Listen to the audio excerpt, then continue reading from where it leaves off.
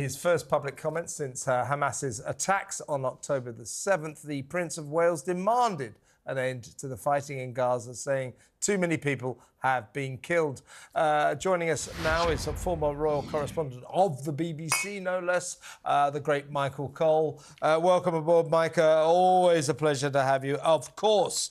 Now, let's talk about Prince William. I mean, I keep saying, I'm sort of not against what he's said, of course. I think his heart is in the right place and his sentiments are well taken. You know, nobody wants to see any more killing. However, I mean, you've covered the royal beat for a long, long time. I can't remember a more blatant intervention into world politics by a member of the royal family ever. What does he? I think he's overstepped his mark here. It's a diplomatic blunder, I think. What do you think? What's going on in his mind? Well, good afternoon, Kevin. Good afternoon, Alex. The prince has spoken, and he will be listened to by Netanyahu because in Israel, he has a special status. His great-grandmother, Princess Alice of Greece and Denmark, is designated one of the righteous among nations. That is true aristocracy in Israel because during the Second World War in Athens, she saved the lives of many Jews. And in fact, she is buried on the Mount of Olives, a great honor in Jerusalem, which we have to remind ourselves every now and then means city of peace, as if it ever has. But that is the aspiration. Let us just also remember that in 2018, the British government, in an unprecedented move, sent Prince William as the most senior member of the royal family ever to go on an official visit to Israel and to the West Bank of the Jordan River. And when the atrocities happened, before Israel carried out its reprisals, as Hamas knew it would, the Prince and the Princess of Wales from Kensington Palace did record their profound distress at what had happened, the attacks, the murders, the hostage-taking, and so on. And they have expressed, obviously like right-thinking people, their concern about what we're seeing. But I don't think they're taking sides in this. You can make that case. And you're quite right to say, Kevin, it is unprecedented and maybe it is unwise. But such is the enormity of what's going on there. And we must remember that this was started by Hamas, knowing full well that an eye for an eye, a tooth for a tooth is in Genesis, and knowing full well that Israel would respond, and therefore knowing full well that their people inside Gaza would be the people who would actually be the casualties in this. And Britain, of course, has got a very big role in this, much bigger than people might think, because we exercise the mandate established by the Treaty of Versailles in 1919 until the mandate over Palestine, until the establishment of the State of Israel in 1948. And of course, it was the Balfour Declaration which paved the way to a homeland for the Jewish people.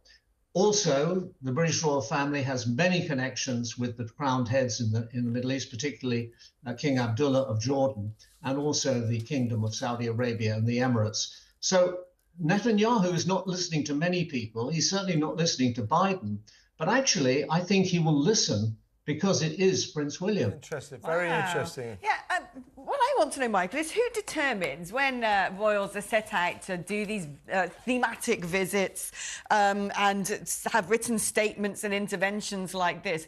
Does this come from Prince William himself? Is it advisors? Do the government sometimes say, oh, you know, would you mind going and doing X, Y, and Z? Bingo, right on the button, as usual, Alex.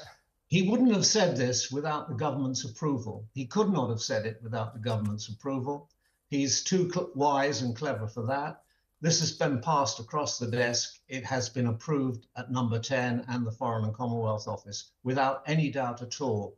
I think what is happening now, it would look very, very strange, Alex and Kevin, were the heir to the throne and his wife, who of course is incapacitated at the moment. She's not taking a part in public life, and we all wish her well. If they said nothing, people would say, well, what are these people here for if they cannot respond to what is a regional crisis, but also has the makings of being a world crisis? So I think it's an exceptional response, but these are exceptional circumstances. Also, Michael, though, I mean, I know the king is incapacitated at the moment, but he's certainly capable. We know he's still doing his sessions with the Prime Minister, still attending to his papers. So he's certainly capable of issuing a statement about Gaza, but he hasn't. But the Prince of Wales has. Should we draw any significance to that this is seen as a statement? The Prince of Wales traditionally is a little bit more outspoken than the actual sovereign. Is this an example of that, whereas it's OK for the Prince of Wales to say it, but perhaps not the King? Well, you've said it better than I could, really. The king cannot take overt political positions and hasn't done so, and wise to do so. But the one removed from the throne has a little bit more latitude to do this, and that's why I think he's done it. I think it will play quite well with people, because people are throwing up their hands in horror and saying, well, what on earth can we do? Well, what the Prince of Wales is doing is going to see groups of people who are trying to bring relief or comfort or some sort of help to the people caught up in this crisis. And he's also going to visit synagogues and talking to people there, because the royal family are very, very concerned by this, as indeed we all are, and quite rightly so.